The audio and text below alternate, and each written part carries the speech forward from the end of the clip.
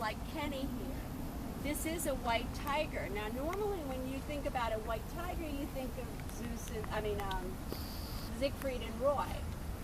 Those tigers are very rare. To get a tiger like that, he had to have gone through an awful lot of what we call throwaway tigers, which are tigers that are born looking like Kenny. Numerous reasons. First of all, Mom would have killed her or allowed her to die because she brings danger to the cubs that were born along with her. She cannot camouflage. Can you imagine? Look, she sticks out like a sore thumb here. Or she would have died just from her normal diseases. The reason I spend a few minutes more on this white Bengal tiger thing is because we are always getting appeals to save the royal white Bengal tiger, and I'm telling you that in nature there is no such thing as a royal white Bengal tiger. It is totally man-made, and for every single one of these guys that gets bred and you get that one perfect tiger, you're going to have all of these throwaway tigers that wind up in canned hunts, which are facilities where basically they let tigers loose. Some of them are too old to move, some of them are drugged, and they hand the guy a gun and he gets to shoot his tiger and take it home and have it mounted, stuffed, or whatever. And there really is no reason to use these cats for medicinal purposes when we have all of these wonderful chemical companies making everything. So just as the leopard, his stripes go all the way down to his skin. So if you're crazy enough to get in there and shave them, you can prove me right.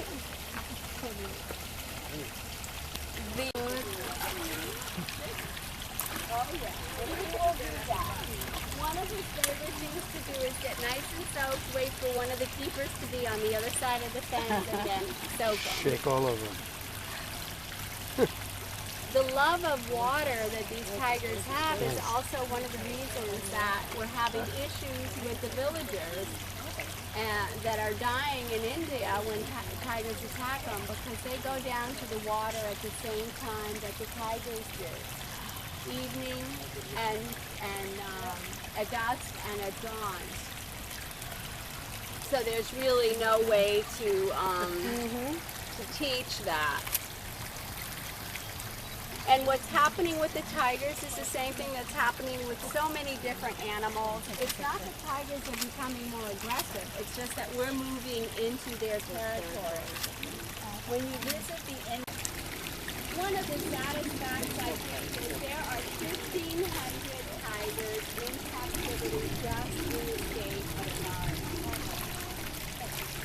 And there are people that have these guys in their backyard here in the state of Florida. And we don't know it.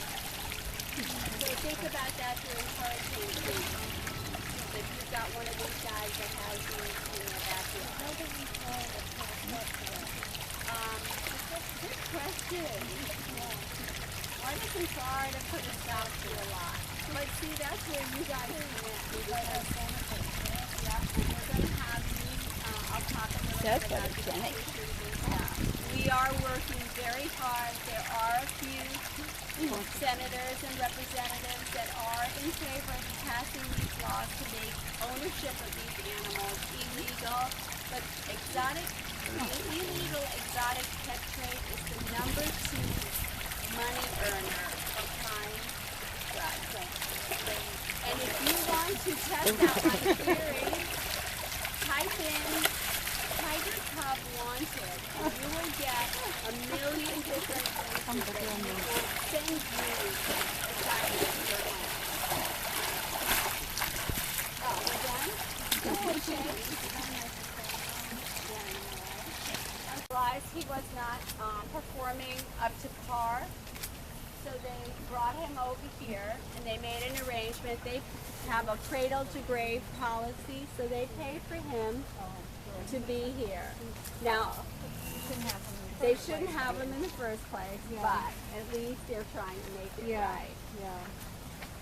So all of his vet care is paid for by the circus. Now, if you see Bengalian when you get close, guys, I need you on this side, and we'll go back over there. Sorry. especially in this area, because these are 500-pound guys that we do not want to fool around with. I lost my train of thought. With this guy, you'll notice his markings are super classic tiger, because he was